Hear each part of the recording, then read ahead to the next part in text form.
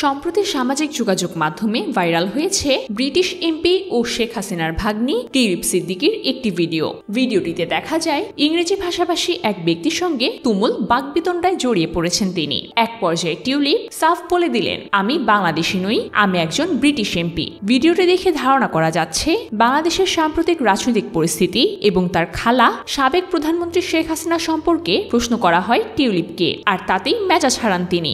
ঘটনাটি সামনে আসার সময়টিও বেশ তাৎপর্যপূর্ণ, কারণ ঢাকার পূর্বাঞ্চলে প্লট বরাদ্দের অনিয়ম মামলায় সম্প্রতি টিউলিপের বিরুদ্ধে গ্রেফতারি পরোয়ানা জারি করেছে বাংলাদেশি আদালত। 2024-এর গণঅভ্যুত্থানে শেখ হাসিনার দেশত্যাগের পর থেকেই তার পরিবারের সদস্যদের বিরুদ্ধে একের পর এক দুর্নীতির অভিযোগ পাওয়া যাচ্ছে।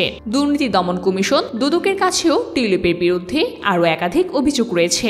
লন্ডনে নিজ বাড়ির সামনে সাংবাদিকদের প্রশ্নে টিউলিপ বলেন, এ মামলা ও অভিযোগ রাজনৈতিক উদ্দেশ্য প্রণোদিত এবং তিনি অপপ্রচারের শিকার হয়েছেন।